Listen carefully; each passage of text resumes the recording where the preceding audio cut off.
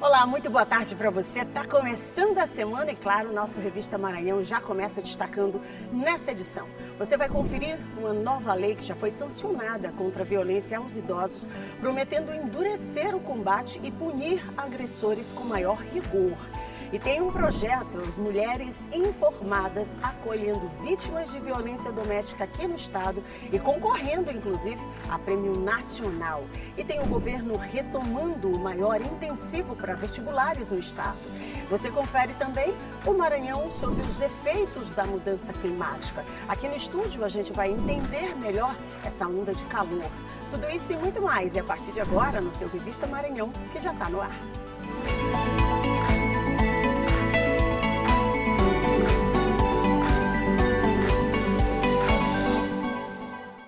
Começando a semana, graças a Deus, mais uma semana que seja abençoada, que seja protegida, mas que seja com muito entusiasmo e com muita coragem também. Afinal de contas, a gente tem muitos dias aí pela frente para vencer.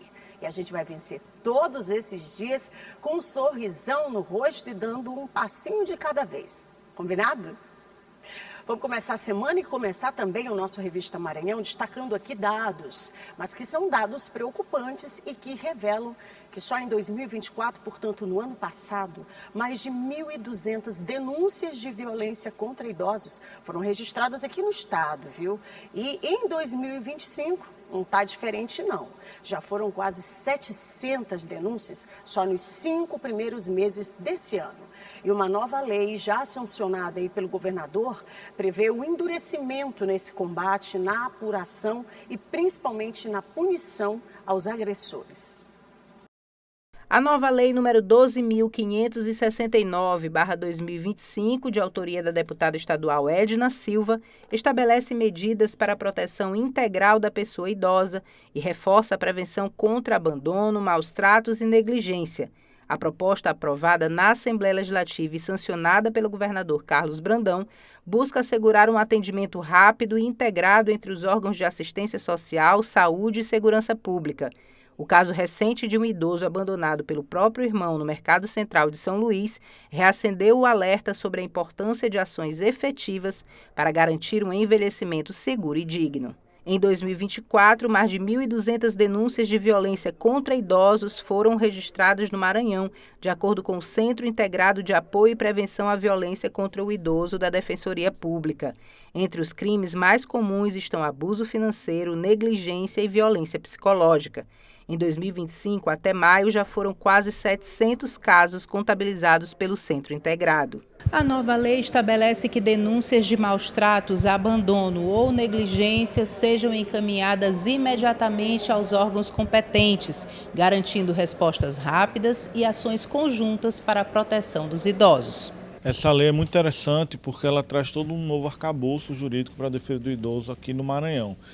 Ela acrescenta em situações que não tinham contemplação no Estatuto do Idoso e garante um atendimento sistêmico ao idoso aqui no Maranhão. Para especialistas, além de punir os responsáveis, é preciso investir em campanhas de conscientização e no fortalecimento da rede de apoio, garantindo que a dignidade e a segurança da pessoa idosa sejam prioridade. E você sabe um exercício importante que todos nós precisamos fazer? É ficar atentos, afinal de contas, esse nosso entorno, dentro de casa, vizinhança, ali pela rua, pelo bairro, informações que a gente obtém de qualquer tipo de violência contra os idosos merece sim ter essa denúncia feita, tá? Portanto, a gente vai reforçar aqui, o número para que você possa ir do outro lado, poder então fazer essa denúncia, tá? E claro, mantendo sempre esse sigilo, mas é importante que você não deixe passar. E um outro tema que merece e que precisa da nossa atenção e que vem sendo debatido, isso em nível nacional, tá? É a adultização infantil.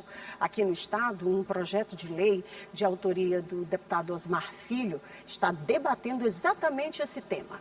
Apesar de antigo e mais presente entre meninas, o processo de adultização de crianças e adolescentes voltou ao debate. A discussão começou na internet e chegou ao governo federal.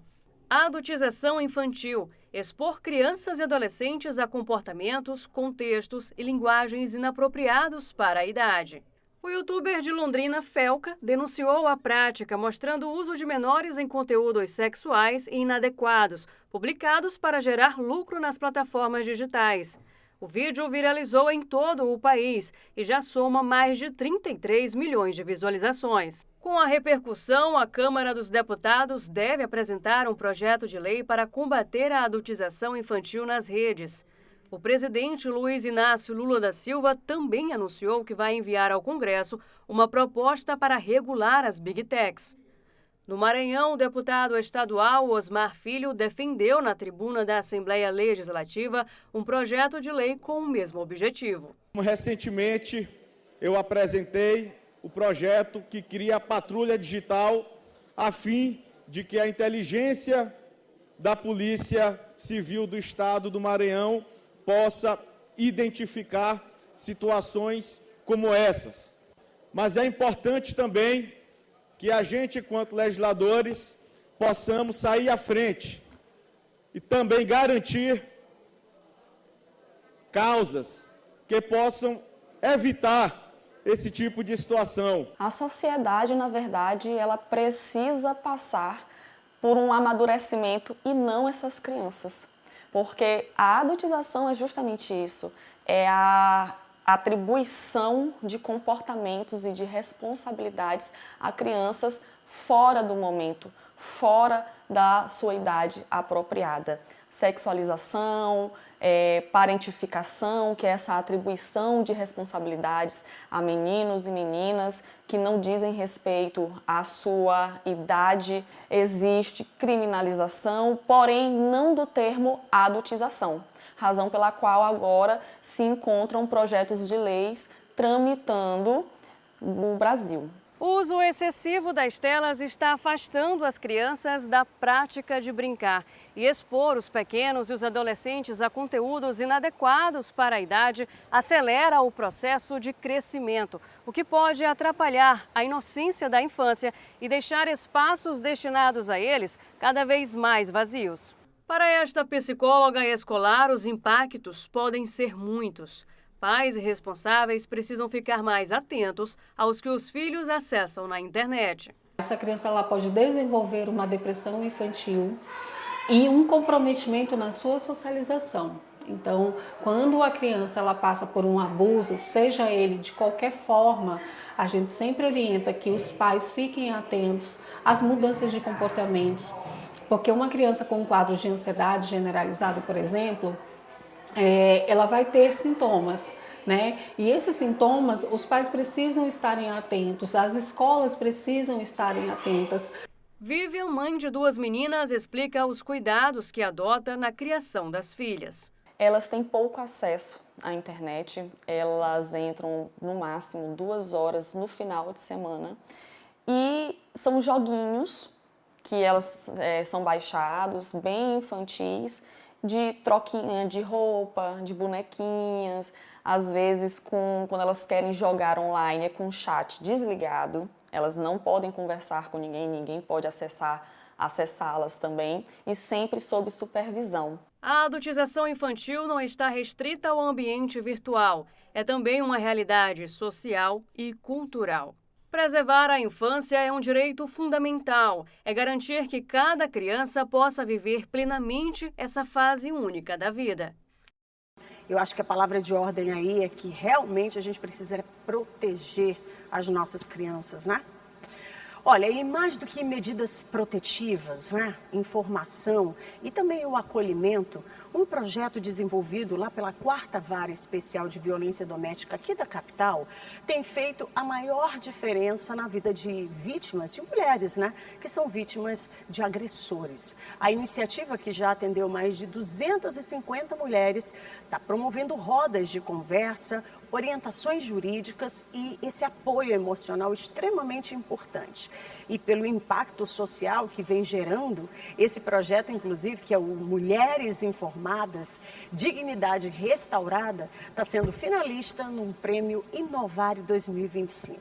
Você vai acompanhar agora na reportagem. Nesta roda de conversa, essas mulheres têm algo em comum. Foram vítimas de violência doméstica e solicitaram medida protetiva.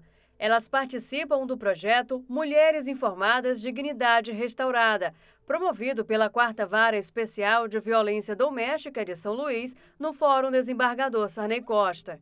Recém-implementado, o projeto já apresenta resultados significativos e, pelo impacto social que vem promovendo, está entre os concorrentes ao Prêmio Inovare 2025 na categoria Tribunal. A gente está muito feliz por isso, porque não bastasse o feedback dessas mulheres para a gente, né?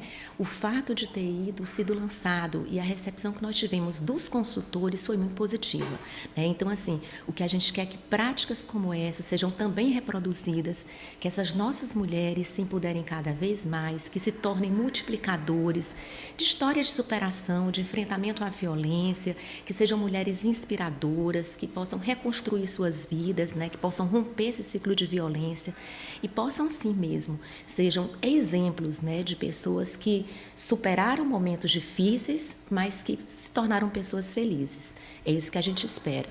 Desde o início do projeto, mais de 250 mulheres vítimas de violência doméstica foram acolhidas e receberam orientações sobre os seus direitos. Uma iniciativa necessária, pois quem passa por essa situação muitas vezes se sente desorientada e desassistida.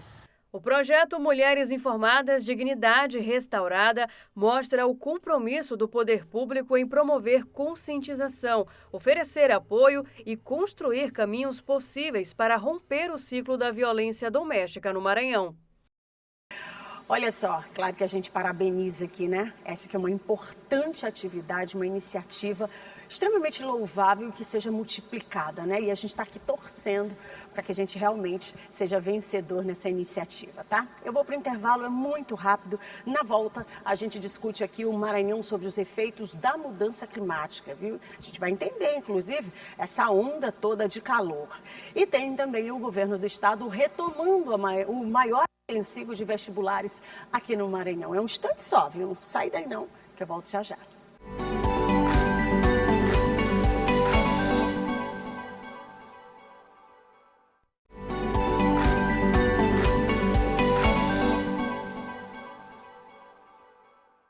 Falei que ia ser rapidinho, já tô de volta por aqui, lembrando você aí do outro lado, se sintonizou, né? Tava zapeando o canal e encontrou a gente por aqui, é toda segunda-feira, sempre a partir do 12h30. E claro que eu sei que nesse horário do almoço é aquela confusão em casa, é aquele agito, mas calma, dá aquela respirada, porque a semana tá só começando e claro, né? Então, muito conteúdo por aqui. Logo, daqui a pouquinho, quando concluir aqui o nosso Revista Maranhão, você pode ir lá, basta você no YouTube, aí coloca lá TV Assembleia, você vai encontrar toda a programação. E aí busca aqui o nosso Revista Maranhão, você vai ver lá o nosso conteúdo. E aí já pode também divulgar, né? Mandar para a turma, aquele grupo do WhatsApp, o grupo da família, e mandar para quem você acha que é importante, tá? Afinal, informação, notícias, a gente precisa de fato, né, botar para frente, porque vai servir aí para a turma ficar bem informada. E olha só que iniciativa importante, vai atingir a turma aí que está se preparando para o vestibular, viu? A Secretaria de Estado da Educação retomou o maior cursinho preparatório para o vestibular aqui no estado. E esse ano tem uma novidade, viu? Todas as aulas serão transmitidas ao vivo, desde o início até a reta final dos exames. Você acompanha agora na reportagem. A Universidade Estadual do Maranhão iniciou o intensivo preparatório para o Enem e o PAS 2025. As aulas são transmitidas ao vivo pela plataforma Gonçalves Dias e vão revisar os principais conteúdos cobrados nas provas, com foco nos temas mais frequentes. Lá o estudante vai ter acesso a muitos materiais.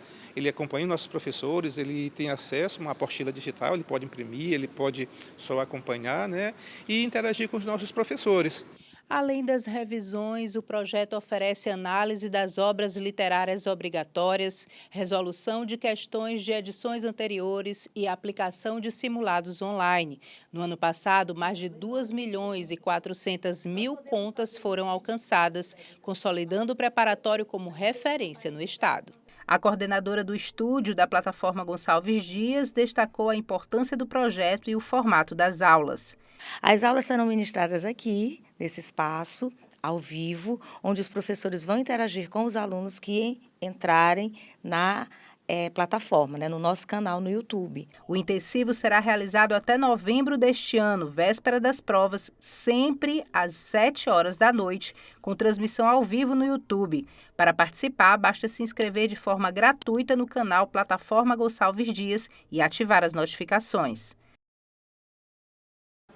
Olha, o nosso Revista Maranhão hoje está cheio de novidades e só coisa positiva. E olha essa operação que está acontecendo, uma operação conjunta entre a Secretaria de Segurança Pública e também o Ministério Público aqui do Maranhão, intensificando as ações de combate a crimes ambientais no Maranhão. A Segurança Pública no Maranhão está intensificando as ações de combate aos crimes ambientais e ilícitos na Amazônia Legal por meio da Operação Protetores do Bioma, uma iniciativa da Secretaria de Estado da Segurança Pública em parceria com o Ministério da Justiça e Segurança Pública. A ação mobiliza viaturas, motos, helicópteros e embarcações, reunindo forças estaduais, federais e ambientais. Vamos endurecer a fiscalização no combate aos crimes ambientais, derrubadas, incêndios florestais, garimpo irregular, exploração sexual em garimpos, principalmente nas áreas de fronteira ali entre o Maranhão e o Pará, sem esquecer também de combater todos os outros crimes violentos. O Maranhão enfoca mais uma vez esta grande operação policial para trazer mais tranquilidade ao povo maranhense. As equipes que vão reforçar a segurança em 181 municípios do Maranhão fazem parte da Amazônia Legal. A missão é combater crimes ambientais e outros ilícitos, ajudando a proteger a floresta e quem vive nela. A Polícia Civil atua forte, levantamento preventivo, passando todas as informações para as nossas forças preventivas que atuam na frente, na linha de frente, a Polícia Civil na retaguarda com a Polícia Judiciária fazendo seu papel. O resultado, com certeza, é uma efetividade maior de uma operação tão grande como essa que está iniciando hoje. O Maranhão, cada vez mais, ele tenha uma eficácia maior aí no combate a esses ilícitos ambientais. Então, pela parte do Corpo de Bombeiros, nós vamos atuar dando aí esse apoio para todo o sistema de segurança nessa parte mais atinente às nossas atribuições. E ainda falando sobre essas condições climáticas, a gente sabe que as altas temperaturas estão aí, né? Clima cada vez mais seco e as consequências a gente sente no corpo e também na rotina do nosso dia a dia, principalmente aí na criançada e nos idosos, né? E o Maranhão, assim como todo o país, está enfrentando os efeitos desses extremos, né, climáticos. E os impactos vão além do desconforto, né, que é no corpo, mas também a gente sabe que tem as chuvas interligadas ali com muito calor e o tempo seco. E o resultado? Queimada, aumentando também esse desgaste na nossa saúde e a reclamação está geral. O guarda-chuva que virou guarda-sol. O calor não está para brincadeira não. Esta estudante saiu prevenida de casa para se proteger do calorzão. Geralmente eu uso base com protetor solar e às vezes eu venho com uma blusa um pouco mais fechada aqui. Mas hoje, como eu vim com uma blusa um pouco mais aberta, eu tô com um guarda-chuva que virou guarda-sol. E ela fez o certo. É importante prevenir os males provocados pela exposição direta ao sol, como explica este dermatologista. A principal delas é procurar ficar em ambientes mais arejados, evitar atividades físicas sob o sol, né, próximo ao meio-dia, procurar horários em que a temperatura já esteja um pouco mais amena e, principalmente, ingerir muita água. A desidratação é a maior preocupação. Já é quase meio-dia e, de acordo com o Núcleo de Meteorologia da UEMA, a temperatura em São Luís, neste momento, chega a quase 30 graus. Mas a sensação térmica, eu posso garantir, é bem maior. Isso porque essa onda de calor não tem apenas a ver com a temperatura alta, não. Tem também a ver com a umidade do ar e com a baixa ventilação. Essa sensação que a gente sente de desconforto térmico não está associada somente à temperatura do ar. Temos a questão da umidade relativa do ar, que nesse caso nós estamos registrando uma umidade relativa às altas, acima de 80%, e a baixa circulação dos ventos, ou seja, o vento abaixo com pouca circulação. Então, a combinação desses três fatores é que a gente estabelece os índices de desconforto térmico. Em nosso caso aqui está dando desconforto térmico, alta temperatura, alta umidade relativa do ar e baixa circulação de vento. A seca grave deve atingir de forma mais intensa cerca de 78 municípios do Maranhão. O Corpo de Bombeiros do Estado está atento aos riscos de queimadas e incêndios. Nesse período, os casos aumentam. O clima seco e o sol forte favorecem o surgimento de fogo em plantações e pastagens. O Maranhão já ocupa o segundo lugar no ranking nacional em focos de calor. Bom, estamos vivenciando o segundo semestre do ano, um período em que a estiagem, as condições climáticas são bem favoráveis à propagação do fogo, por isso a necessidade de se redobrar os cuidados com a manipulação do fogo.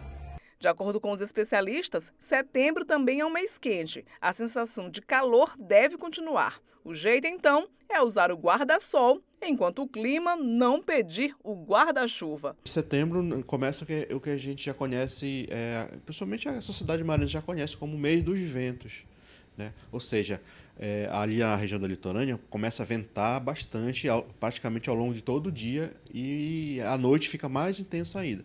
Isso faz com que refresque bastante a cidade, né? Então não muda a questão da temperatura, mas o que muda é a questão do vento, e você tem uma melhora nessa questão dos índices de conforto térmico para o ser humano.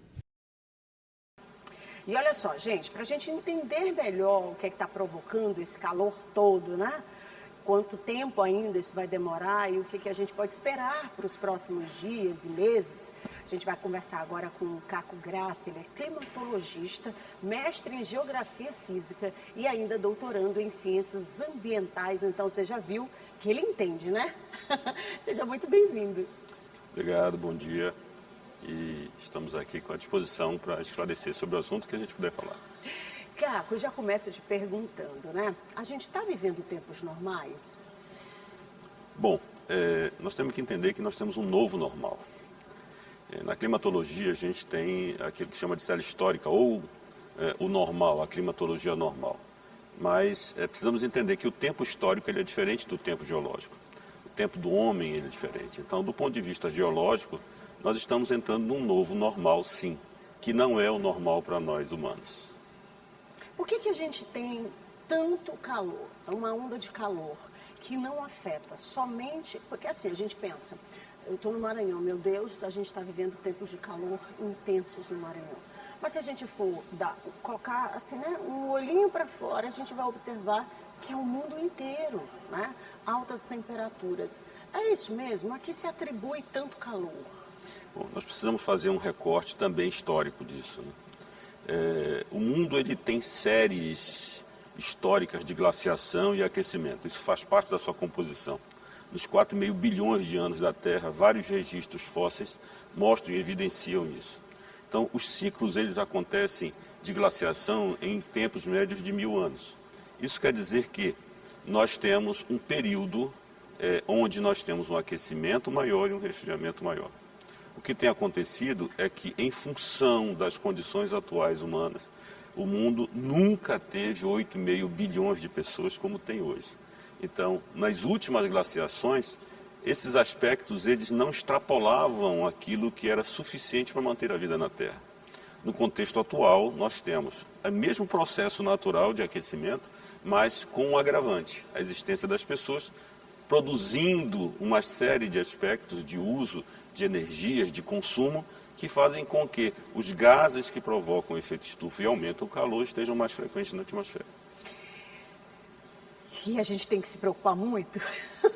Então, é um novo normal, né? Nós precisamos nos adaptar. Agora, é muito complexo nós entendermos do ponto de vista apenas das ações de mitigação, porque qualquer paralisação de sistema de consumo que aconteça hoje terá um reflexo aproximadamente dentro de 500 ou 1000 anos. É necessário que a gente não pense só em medidas mitigadoras, é preciso que a gente tenha medidas de adaptação. Então, é necessário que as organizações, as pessoas, elas comecem a mudar, sim, os seus padrões de consumo, né? Deixar de ver o meio ambiente como um depósito onde a gente vai lá e busca a hora que se quer. Reaprender a utilizar determinadas formas de energia e gastar menos. A questão é o quanto nós estamos disponíveis a abrir mão de todo o conforto que a energia e o mundo atual nos proporcionou. Então é necessário que a gente tenha medidas de adaptação, porque o aquecimento ele vai se estender ainda por muitos anos. Porque o que a gente observa é exatamente isso. Por que eu estou te questionando? porque a gente sabe que está ali num ciclo, né? Não é só a questão do meio ambiente em si e do desconforto que tudo isso ocasiona fisicamente, mas no bolso também, porque ao passo que a gente tem todo essa mudança, como você bem descreveu, é uma cadeia, né? Você vai dependendo de outros elementos para que você tenha minimamente um conforto. E aí a gente está falando aqui da própria energia, como você destacou, né? Então, com altas temperaturas, né, normal que você busque elementos que possam te minimizar isso, né? E aí a gente está falando aqui de aumentar a potência de tudo isso que tem em casa. Então, chega um ponto que as pessoas não conseguem também, né?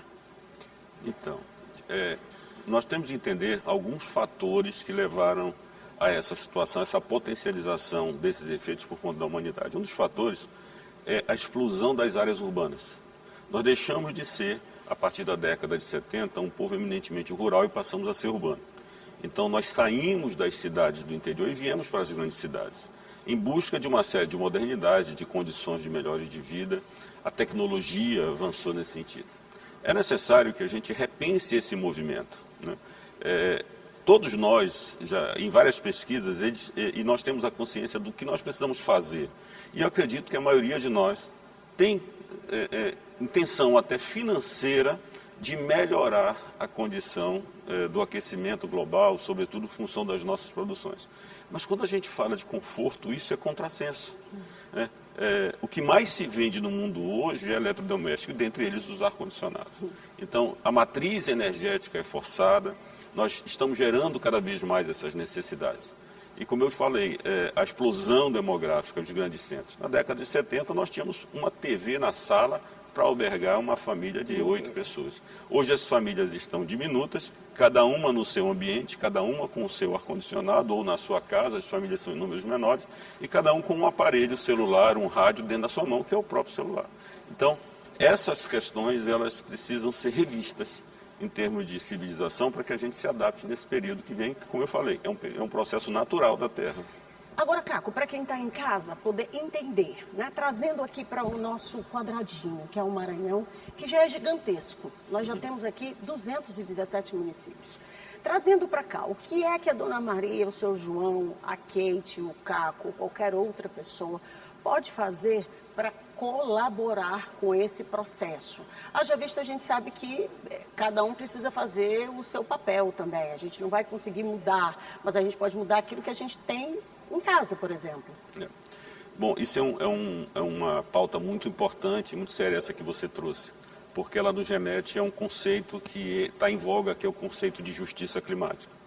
Então, a poluição, por exemplo, ela é muito comum nas áreas mais periféricas, nas áreas mais pobres, e ela se instala em função das condições difíceis que essas pessoas têm. Mas, no entanto, o consumo de energia, a geração de calor, né, a exploração, ela está ligada à região rica, os países ricos, os bairros ricos. Então, nesse consenso, todos têm que fazer um esforço para poder impactar positivamente, reduzindo os efeitos. Mas nós temos que entender o conceito de justiça climática. Então, aqueles que menos contribuíram com isso, infelizmente, terão também que fazer a sua parte. Mas é necessário que aqueles países mais ricos ou as estruturas mais ricas também colaborem nesse sentido.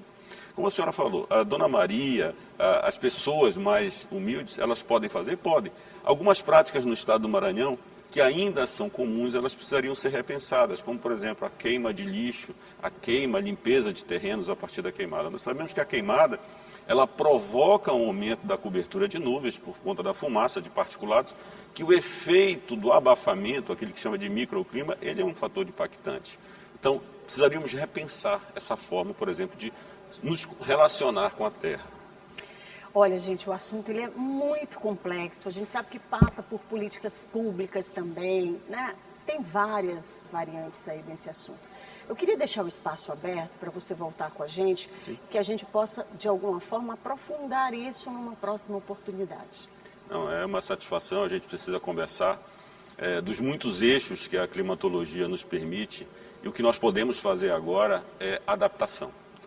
tudo aquilo que a gente possa fazer tem que pensar e primeiro nos proteger, nos adaptar, porque isso é uma situação natural, vai acontecer, ela já está acontecendo na verdade, e a tendência é que aumente.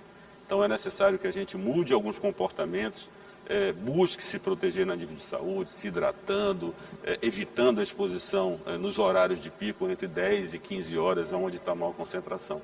Infelizmente, também nos leva para dentro de casa precisando de ar-condicionado e de ventiladores. Mas a saúde precisa ser garantida. E eu estou à disposição para isso. Te agradeço mais uma vez. Nada, obrigado. Gente, eu estou me despedindo, desejando que você tenha uma segunda-feira abençoada, uma semana de tranquilidade, que tudo por aí dê certo, tá? Bora ficar com fé, vai ser assim.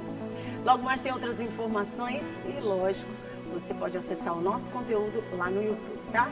Beijo no coração, fique em paz e com Deus. Tchau, tchau.